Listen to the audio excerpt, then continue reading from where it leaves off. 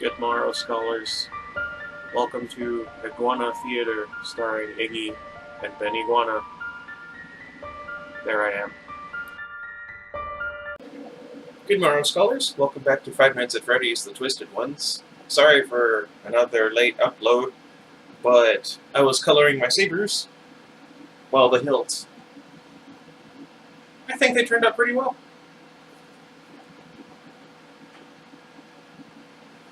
Anyway, we are in Chapter 8, page 154.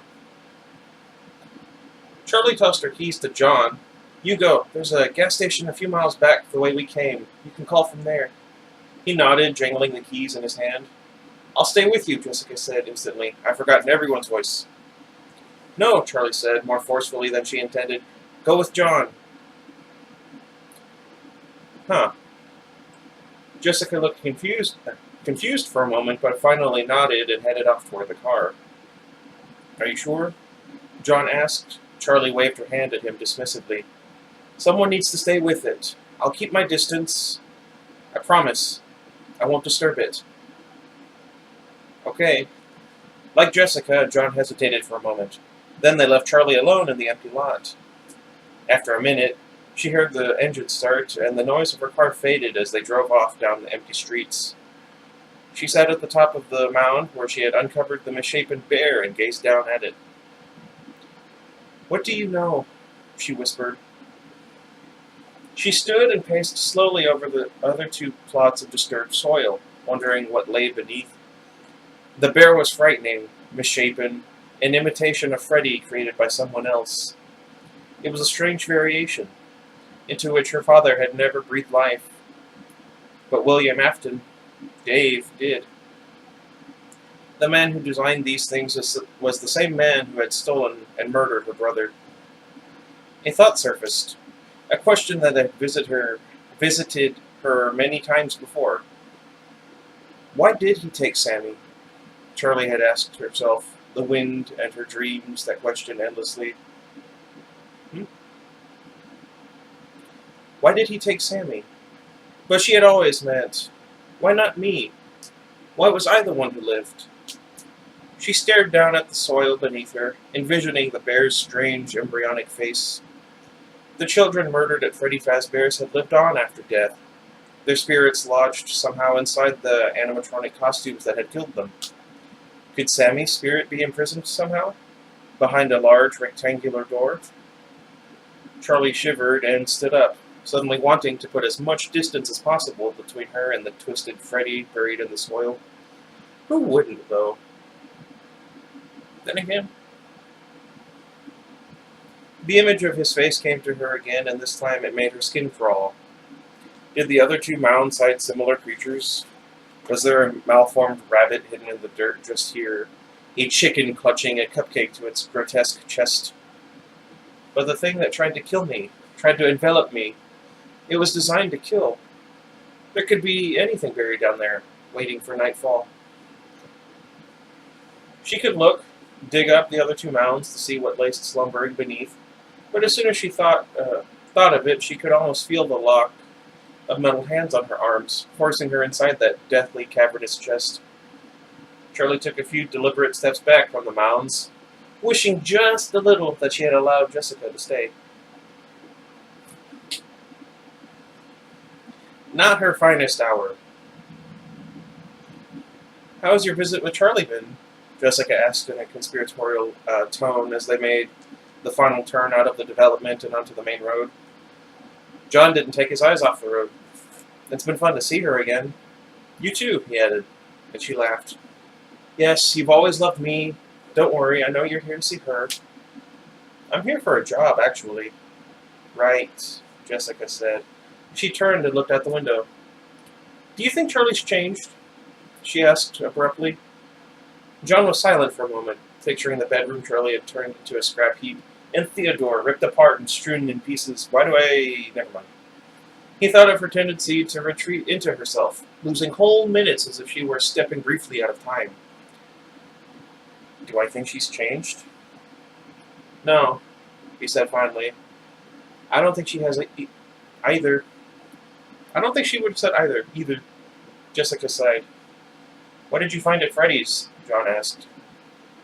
Dave, Jessica said plainly, waiting for a moment before looking at John. Right where we left him. And you're sure he's dead? John looked down. You should look at the road. Jessica swallowed hard, suddenly seeing the body again. She pictured the discolored skin and the costume that had sunken into his rotting flesh, fusing the man to the mascot in a grotesque eternity. He was dead, all right, she said hoarsely. The gas station was just up ahead. John parked in the small lot and got out of the car without waiting for Jessica. She followed at his heels. What a dump! Jessica spun, marveling at the surroundings. Surely there was a better place to... Jessica stopped short, suddenly seeing the teenage boy behind the counter. He was staring into space, watching something just behind them, and to the left. Excuse me, John said. Do you have a public phone? The boy shook his head. No, not public, he said, gesturing to it. Could we use it, please? Customers only. I'll pay for the call, John said. Look, this is important. The boy looked at them, his eyes finally focusing, as if only just registering their presence. Sorry. I just remembered. Never mind. He nodded slowly. Okay, but you have to buy something while she makes the call. He shrugged, helpless against the rules of management. John, just give me the number, Jessica said. He dug it out of his pocket and handed it to her. It'd have been funny if they were like me and forgotten had to go back and then come back. I had such a migraine. Okay. Where was I? As she went behind the counter, John scanned the shelves impatiently, looking for the cheapest item available. We have popsicles, the kid said. No thanks, John said. They're free, he pointed at the cooler. Well, how's that going to help me if they're free? I'll let it count as a purchase. Wink. The boy winked. John clenched his jaw and lifted the lid of the cooler, jerking slightly at the sight of a taxidermy coyote hidden inside. Brilliant. Did you stuff that yourself? He asked loudly. The boy laughed, a sudden snorting sound. Hey! He yelled as John grabbed the carcass by the head and yanked it out of the cooler. Hey, you can't do that. John marched to the door, out into the parking lot, and hurled the dead thing into the road. That's sad. It didn't do anything. Hey! The boy screamed again and ran out into the street, disappearing in a cloud of dust. John? Jessica hurried out from the counter. Around the counter. What? Clay's on his way. Great. He followed her out to the car. Charlie was still walking in circles, glancing up at the horizon every few seconds. She felt like a sentry, or the keeper of a vigil. She couldn't stop imagining the animatronics buried there, whatever they were. They weren't in boxes, not even shielded from the dirt. It would sink into their every pore and joint. It would fill them. They could open their mouths to scream, but the relentless dirt would just flow in too fast for sound to escape. Ugh. That sounds so morbid. What do you guys think so far? Charlie shivered and rubbed her arms, looking up at the sky. It was turning orange. Thank goodness, not in here. And shadows from the weeds began stretching out across the ground, giving the mounds a sideways glance. She walked with deliberate steps to the to the other side. Don't judge me. Of the lot where the only telephone pole with wires stood. They hung down from it like the branches of a weeping willow. Oh, I haven't seen one of those in forever. Dragging in the dirt. As Charlie got closer, she saw small, dark shapes by its base. She approached slowly. They were rats, all lying stiff and dead. She stared down at them for a long moment, then whirled, startled at the sounds of cars. Gosh darn it. John and Jessica had returned, and Clay was just behind them. He must have already been in the area. Not necessarily. Wink. Unless I'm lying to you.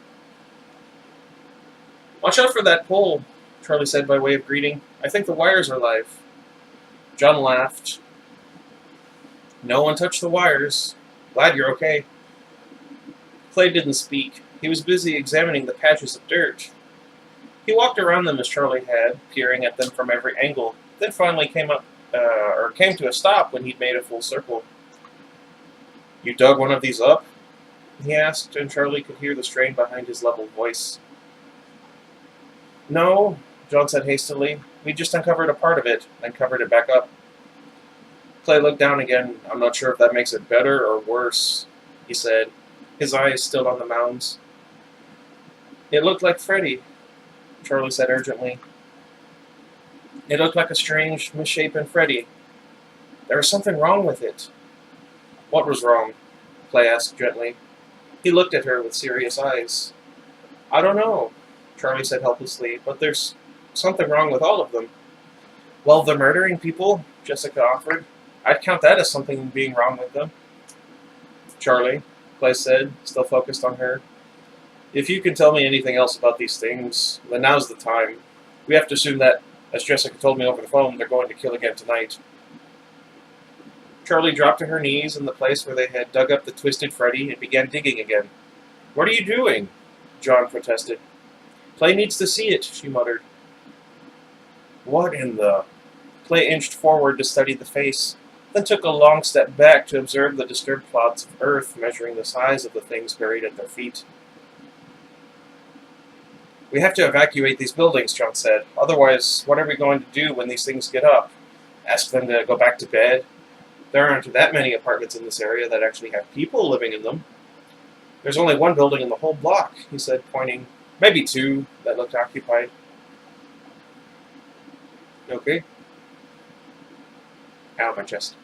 Okay, I'm going to go check it out and see who's home. Keep watch over these things.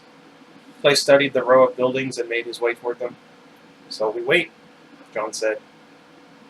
Charlie continued watching the skyline. Dark clouds were rolling over the sun, making it appear as though night had fallen early. Do you hear that? Jessica whispered. Charlie knelt beside the metal face, half buried in the ground, and turned her ear to it. Oh dear. Charlie! John startled. What? She lifted her head again and stared at the face. It had changed from one moment to the next. Its features had smoothed over, become less crude. She looked up at John, her eyes wide. It's changing. Wait, what? What does that mean? Jessica said, looking horrified. It means something's very wrong, he said. Jessica waited for him to explain. We're not at Freddy's anymore, was all he offered.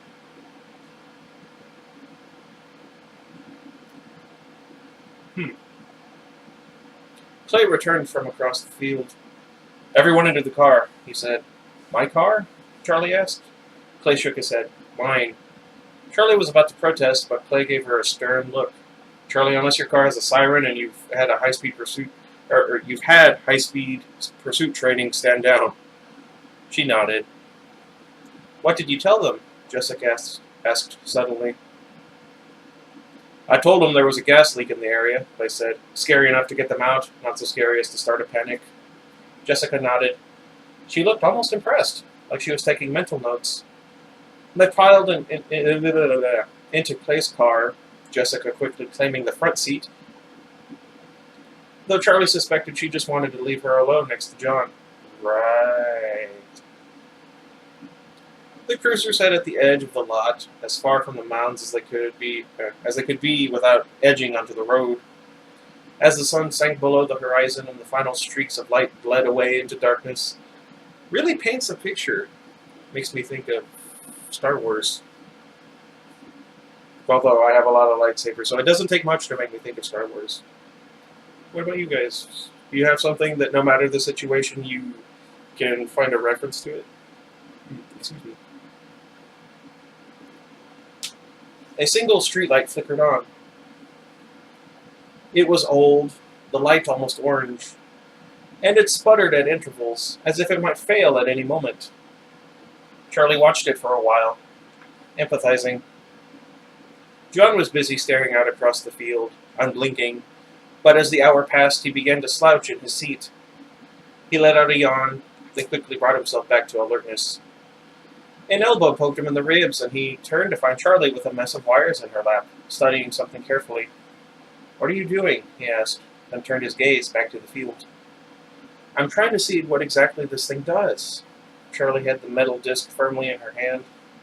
It was the only one they'd wrestled from the monster that day. She was trying to connect it properly to the diagnostic tool's small keypad and display. "Okay, John, don't puke on me." She smiled, her finger ready to flick the switch. "I'll do my best," he grumbled and tried to concentrate on the dimly lit field. "What is that?" Jessica whispered. "We found it inside the animatronic that attacked us today," Charlie was eager to explain. Jessica leaned in closer to see. "It emits some kind of signal. We don't know what it is yet." "It changes what those things look like." John turned his head from the window with a nauseated look. "It changes our perception of what they look like," Charlie corrected. "How?" Jessica seemed captivated. "I'm not sure yet, but maybe we can find out." Charlie dug her nail into the groove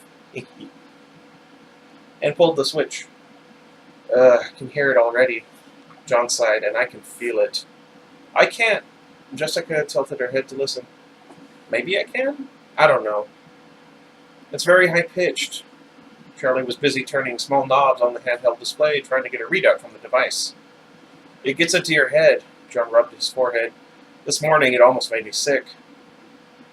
"Of course," Charlie whispered. "It gets into your head." "What?" Jessica turned toward her.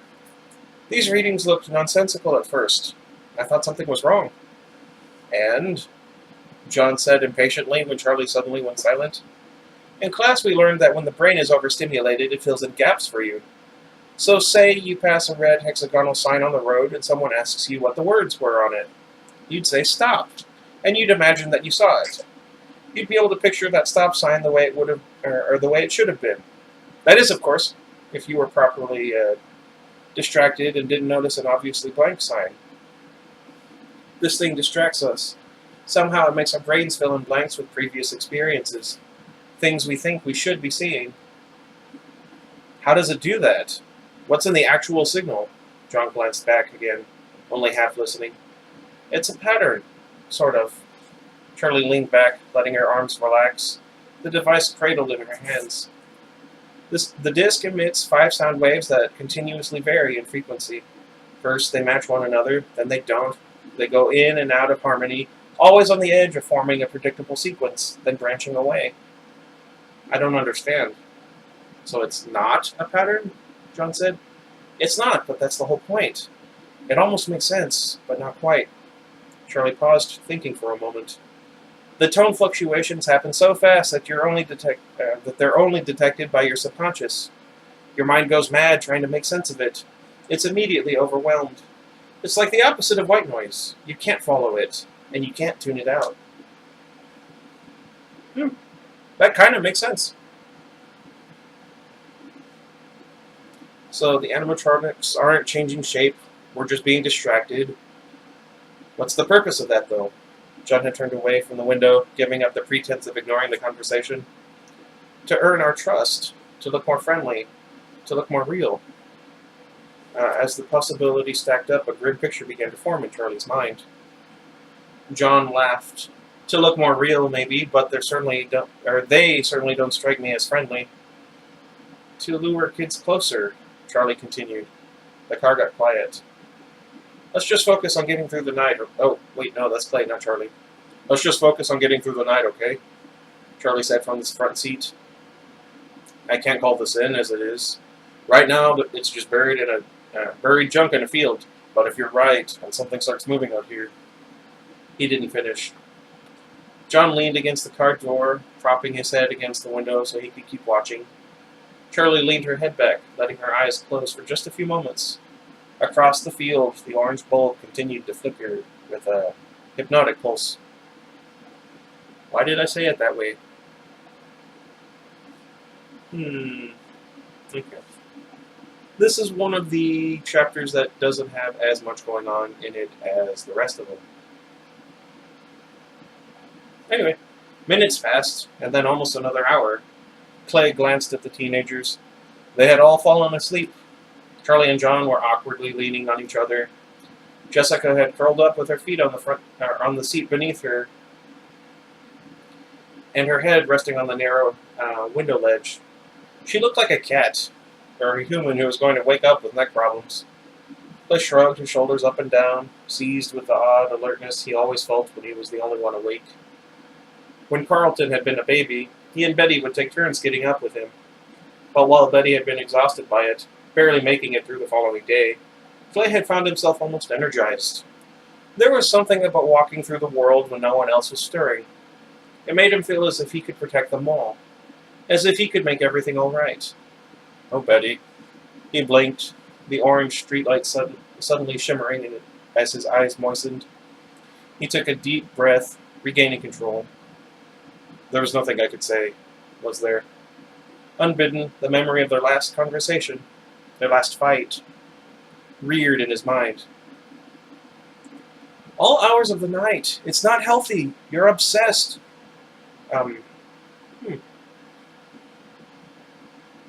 Let's see. I'm not sure if they're taking turns talking, or if he's just remembering everything that she said. So I'm going to assume that they're taking turns talking. I apologize. You're as consumed by your work as I am. That's something we have in common, remember? Yes, yeah. Something we love about each other. This is different, Clay. This worries me. You're being irrational. She laughed, a sound like breaking glass. If you think that, then we're not living in the same reality. Maybe we're not. Maybe not. The light changed. Clay glanced around, fully focused on the present again. The orange streetlight was fading, the flickering growing faster. As he watched, it gave a final heroic burst and went dark. Beep! It, he said aloud. Jessica stirred in her sleep, making a small protesting noise. Quietly, but quickly, Clay exited the car, grabbing the flashlight from its place beside the seat. He closed the door and started toward the mounds, his frantic flashlight shaking out across the field until it disappeared. Uh-oh. Charlie roused. Her heart was racing, but she couldn't tell if it was from the sudden awakening or from the remnants of a dream she could no longer recall. She shook John. Dang it!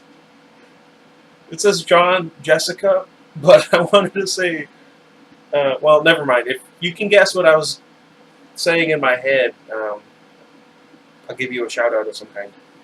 Something's going on. Charlie was out of the car, running before they could answer, heading toward the mounds. Clay! She called. He jumped at the sound of her voice. They're gone, Charlie gasped, stumbling on the upturned earth. Clay was already running toward the apartment nearest him. Go back to the car, he barked over his shoulder. Charlie ran after him, glancing back, trying to spot John and Jessica. Charlie's eyes weren't adjusted yet, and Clay's flashlight seemed to sink into the darkness ahead of him. Charlie could only follow the sounds of his footsteps as he charged through the shallow grass. What did I almost say? She finally came to a brick wall and sprinted around it to the front of the apartment. Clay was at the door already. He banged against it and impatiently peered into the nearest window. No one answered. No one was inside. A scream cut through the night, and Charlie froze. It was high-pitched and human, reverberating off the walls of the houses. It came again. Clay aimed his light in the direction of the sound. We missed I thought it was Charlie. We missed someone, he shouted. He darted around the side of the house, running blindly back across the field. The scream seemed to be in motion, making its way rapidly toward the black trees. Over here, Charlie cried.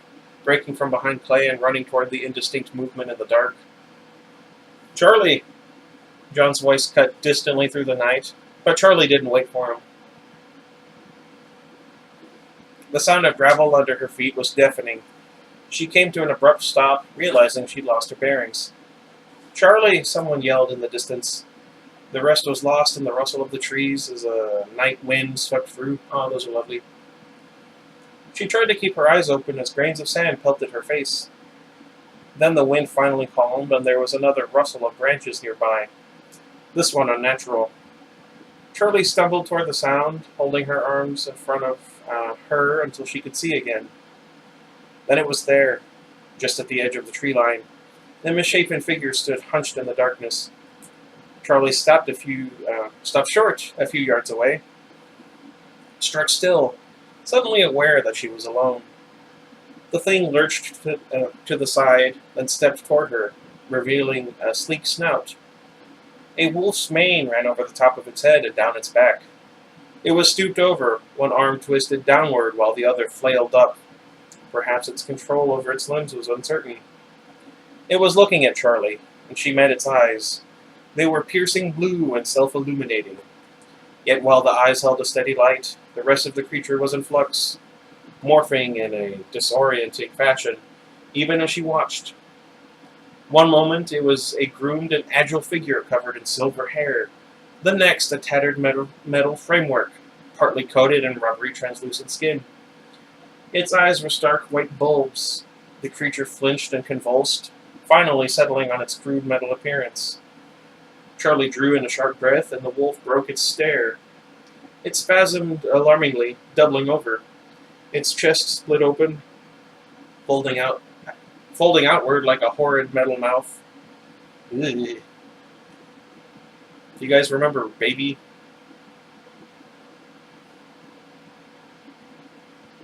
The parts made a grinding, abrasive sound. Charlie stifled a scream, rooted to the spot. It lurched again, and something fell from inside it, landing solidly on the ground. The wolf toppled forward beside it, shuddered, and went still. My chest hurts. Oh no. Claire arrived from behind Charlie, staring at the human body that lay writhing in the grass. Charlie remained motionless, captivated by the wolfish pinpoints of light that stared back at her. The thing tucked its head down, suddenly flowing again with a silver mane. It folded its long, silken ears and slunk backward, disappearing into the woods. There was a rustling in the trees, and then it was gone. No sooner had Jessica arrived than Clay was forcefully shoving the light into her hands. "Take it!" And then Clay knelt by the body, doubled over in the grass, and checked for a pulse. "She's alive," he said, but his voice was hard. He bent over her, looking for something else. "Charlie!" It was John, tugging at her shoulder. "Charlie, come on, we have to get help." John took off running, and Charlie followed more slowly, unable to take her eyes off the woman, who seemed to be dying on the ground. Clay's voice faded into the darkness behind them. "Miss, are you all right? Miss, can you hear me?" Man. Well, at least it was a shorter chapter than usual. Whew. Man, I am tired. Again, I'm really sorry. Late upload. I had a late start. That took a lot longer than it should have. That took a little longer than it should have. And I had a really bad headache. I drank a lot of water. So, yeah. Also, my camera wasn't working, so I had to deal with that. Anyway. Why am I so itchy? Alright.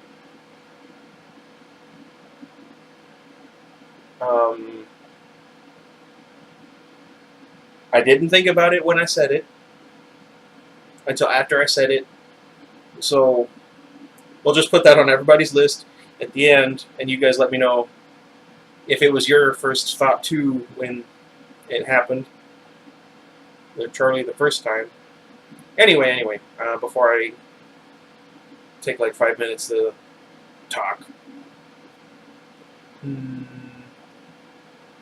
really think of anything else. Let me know what you guys think.